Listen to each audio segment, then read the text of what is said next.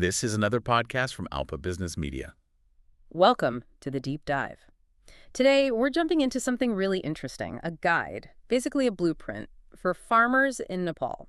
It's all about turning their farms into, well, tourist spots. Agritourism, essentially. Exactly, agritourism. And this isn't just, a nice little idea. The source we're looking at lays it out as a real strategy step by step.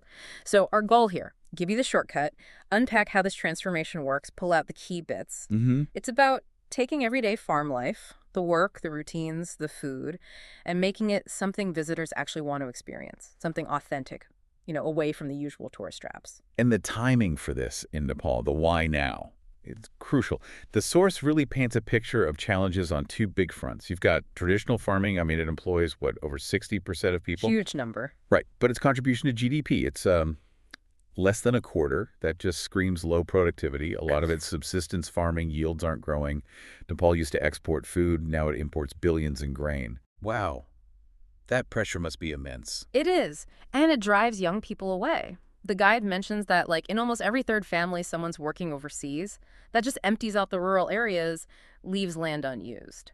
So farming's struggling, losing people, losing viability. Exactly. And then, at the same time, you look at tourism, they get over 1 million visitors in a good year, but there are problems there too. There's this risk of becoming just a low-cost mass tourism spot. Meaning lots of people, but not much money staying locally. Pretty much. The average amount a tourist spends per day is, pretty low compared to other places. So the numbers look okay, but the real economic benefit isn't quite there. Tourists often get these standard packages, not necessarily those unique high-value experiences. Okay, so this is where agritourism slots in, right? Like a bridge. Yeah. Using the farms, the land, the culture to offer what tourism needs more of. You got it.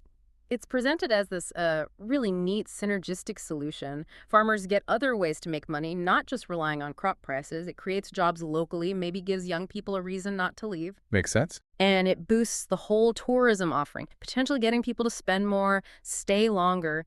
Fundamentally, it's about breathing life back into rural communities.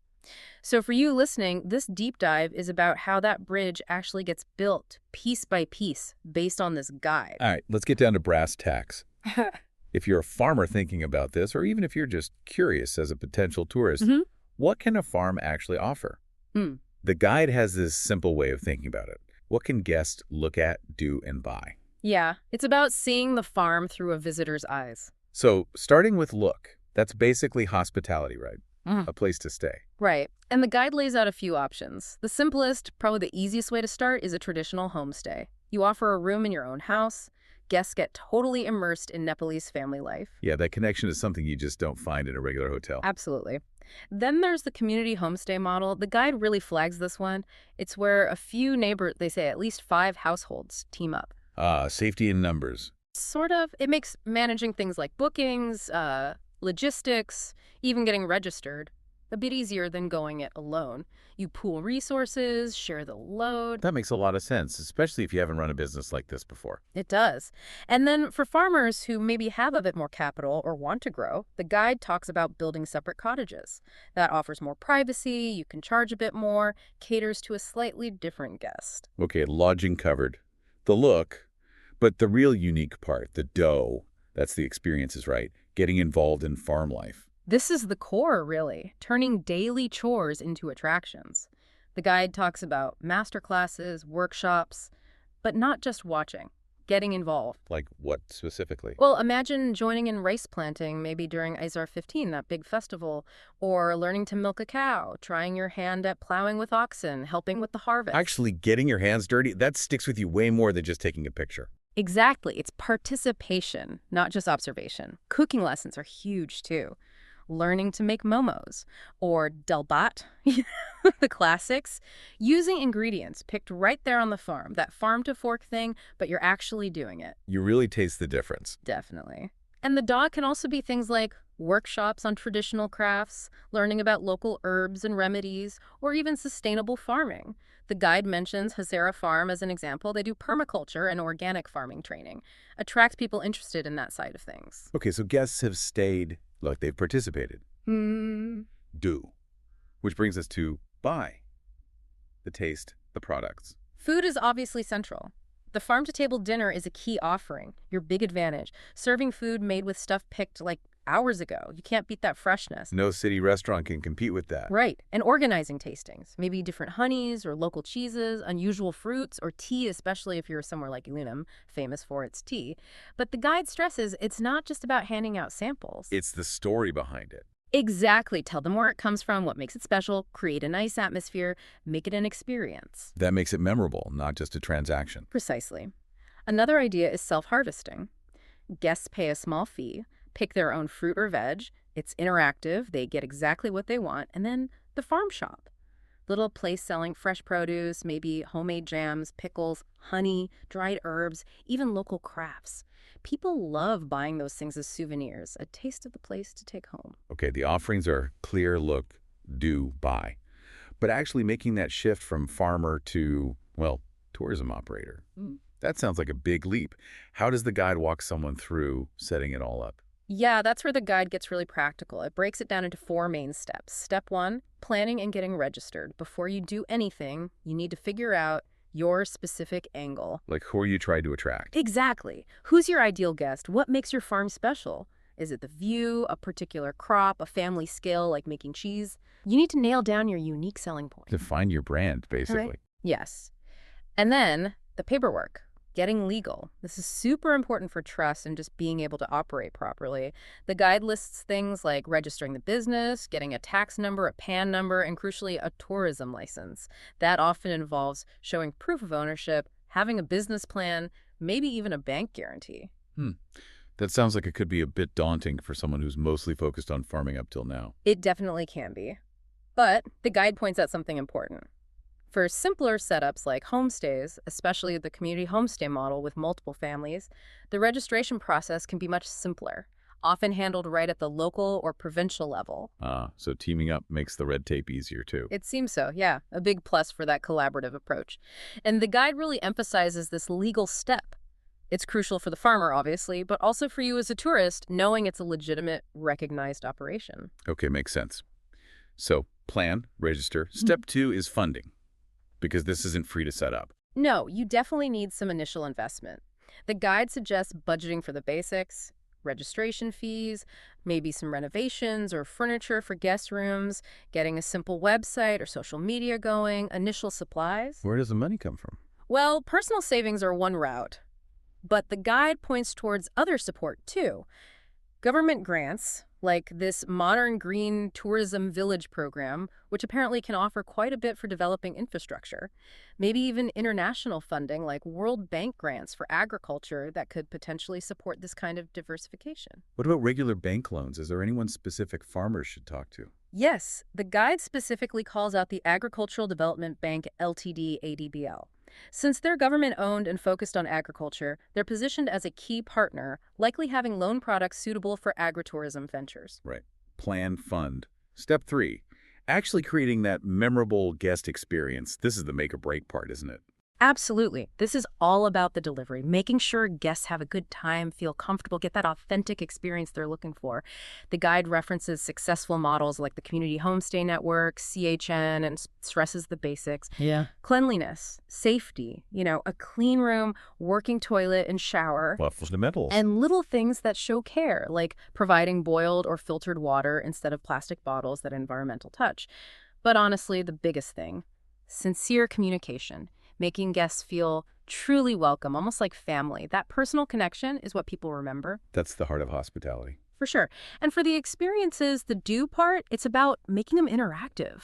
Get guests involved, let them get their hands dirty, guide them through that farm-to-fork journey, tell the stories about the farm, the family history, the local culture. That turns a simple activity into something meaningful. Giving it context and depth. Exactly. And even with tastings, don't just serve the food. Set the scene, explain why it's special, create an atmosphere. It elevates the whole thing. Okay, great experience created. Step 4, marketing. How do you get the word out, especially if you're a small farm, maybe a bit off the beaten path?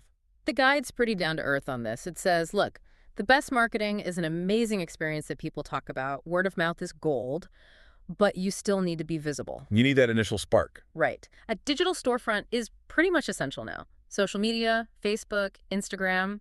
The guide stresses using good quality photos and videos, show the farm, the activities, the food, and especially show happy guests. User-generated content, pictures they take and share, that's incredibly powerful marketing. Because it's authentic proof. Totally.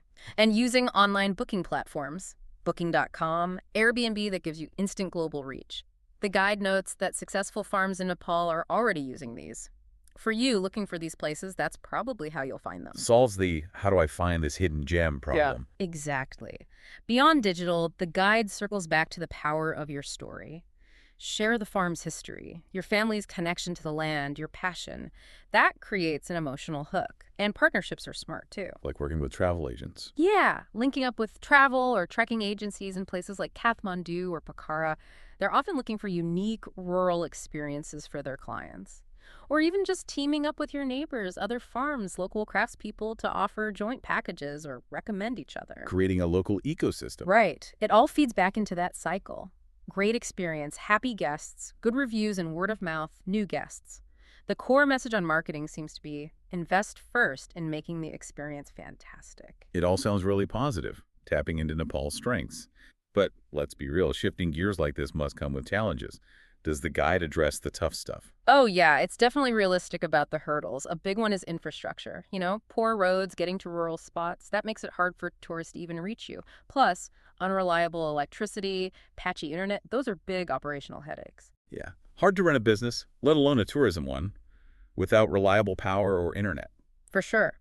Other issues mentioned are, well, navigating potentially shifting politics and bureaucracy. Government support might not always be consistent. Rules can be unclear. And then there are the day-to-day risks. What if a guest gets injured on the farm? Liability. Managing the environmental impact if you get more visitors.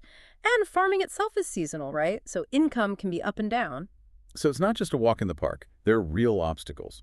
How does the guide suggest farmers tackle these? It doesn't offer magic wands, but practical strategies. For infrastructure issues, be honest in your marketing about travel times. Maybe offer pickups from easier-to-reach towns, and critically, work together. Farmer groups or community homestays petitioning local authorities for road improvements, that collective voice carries more weight. Strength in numbers again. Exactly. Same for navigating bureaucracy, joining local associations helps give farmers a stronger platform. For operational risks, things like looking into liability insurance, setting clear safety rules for guests, and for the seasonality problem, diversify your offerings. So it's not just about the harvest. Right, maybe planting workshops in spring, harvest stuff in autumn, sure.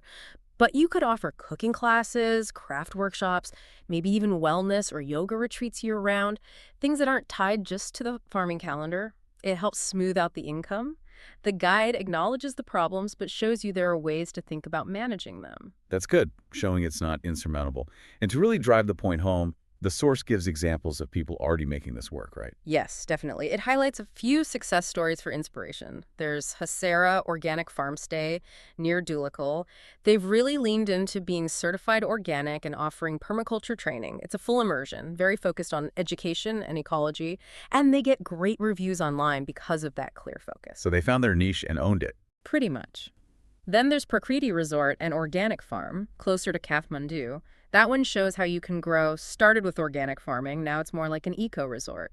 They blend comfort with the agritourism stuff, like workshops and garden tours. Location helps there too, being near the city. A different model, blending comfort and experience. And then there's the whole Elam region, famous for tea. That's not just one farm, it's a whole area that's branded itself around tea tourism.